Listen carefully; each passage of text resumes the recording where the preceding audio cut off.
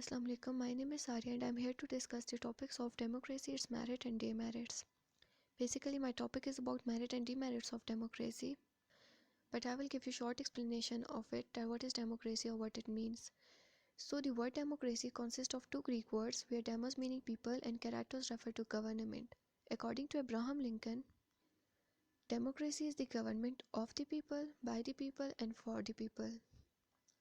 Or it is the system where people can change their ruler in peaceful manner according to their own will, and government is given right to rule because people say it, or form of government that is selected by people of that state, or rulers that are ruling are elected by people. But we should remember that election is not the only reason which differentiate democracy from other forms of government like dictatorship, but there are some other characteristic features of democracy which differentiate it.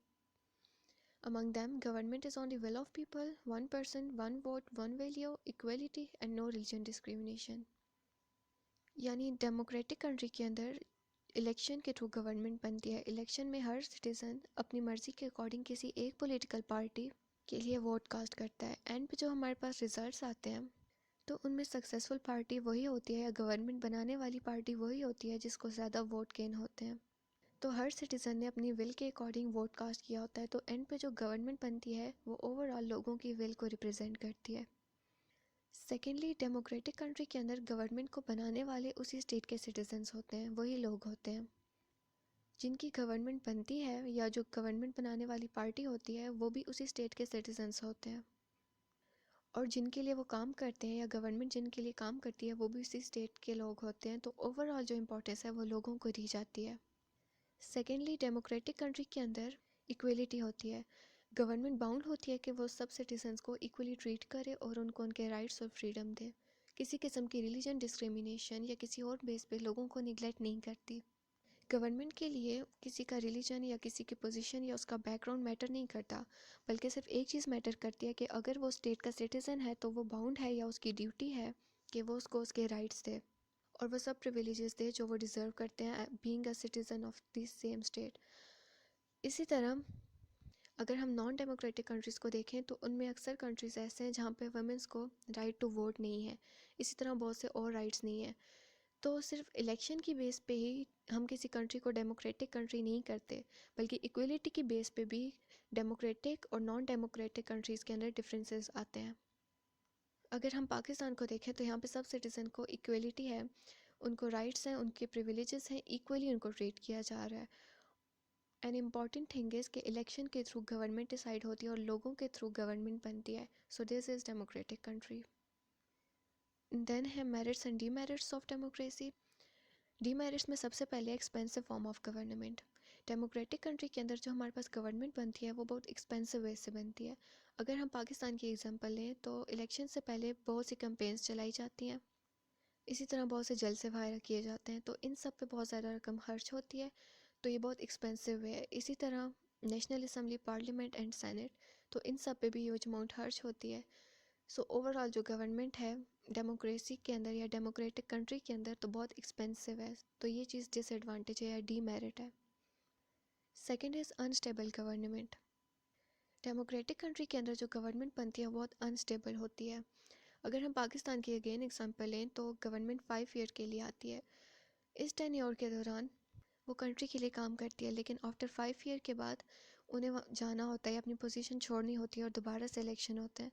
तो ये इस चीज़ को show करते हैं कि government stable नहीं है, वो परमानेंट नहीं है, स्ट्रॉन्ग या फिक्स नहीं है। सेकेंडली, अगर कंट्री में मार्शल लॉ इम्पोज होता है तो ऑब्वियसली ये गवर्नमेंट की डिस्ट्रक्शन है। तो अगेन ये इसी चीज़ को शो करता है कि जो गवर्नमेंट बन रही है वो स्टेबल नहीं है या परमानेंट नहीं है।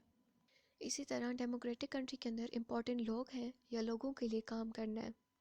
अगर कोई गवर्नमेंट लोगों के लिए काम नहीं कर रही, अपनी ड्यूटी फुलफ़िल नहीं कर रही, लोगों को उनके राइट्स नहीं मिल रहे, तो लोग इस चीज़ के अगेंस्ट आवाज़ उठाएंगे और अगेन जो गवर्नमेंट है वो ख़त्म हो जाएगी, या वो पावर जो एक पॉलिटिकल पार्टी के पास थी गवर्नमेंट की वो ख़त्म हो जाती है। तो ये सब चीज़ें इसी चीज़ को शो कर रही है कि गवर्नमेंट जो है वो स्टेबल नहीं है, बहुत अनस्टेबल है। बिफोर और आफ्टर टेन्योर उसको जाना है। देन है rule of minority. Democratic country के अंदर रूल जो होता है वो माइनॉरिटी की विल के अकॉर्डिंग होता है।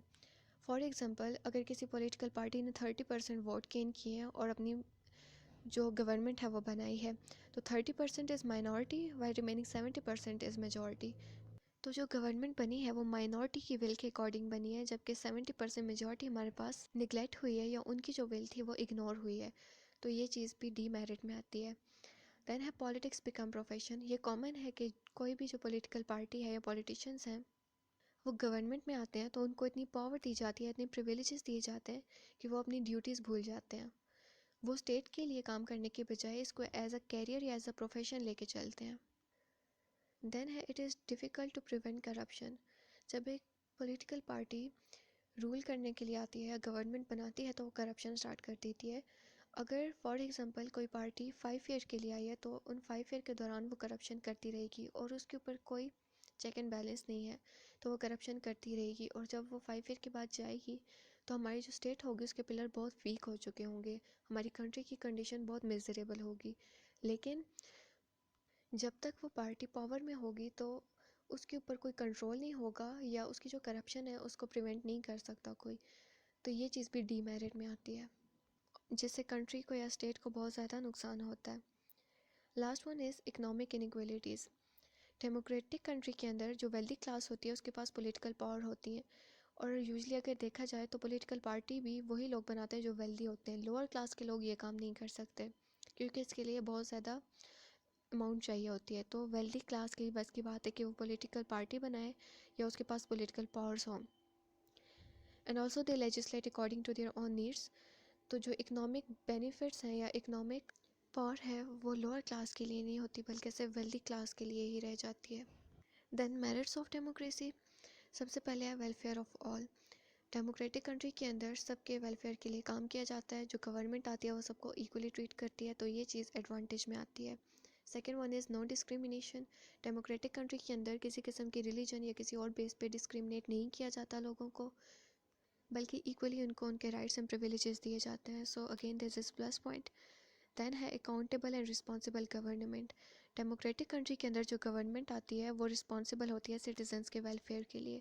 तो एक ऐसी गवर्नमेंट जो सिटीजन्स के लिए रिस्पॉन्सिबल है, तो ये चीज़ एडवांटेज में आती है। गवर्नमेंट सिटीजन्स के लिए काम करी है और वो उनकी रिस्पॉन्सिबल है और अकाउंटेबल है, यानी गवर्नमेंट जो कुछ करेगी वो उन एक्शंस के लिए अकाउंटेबल होगी।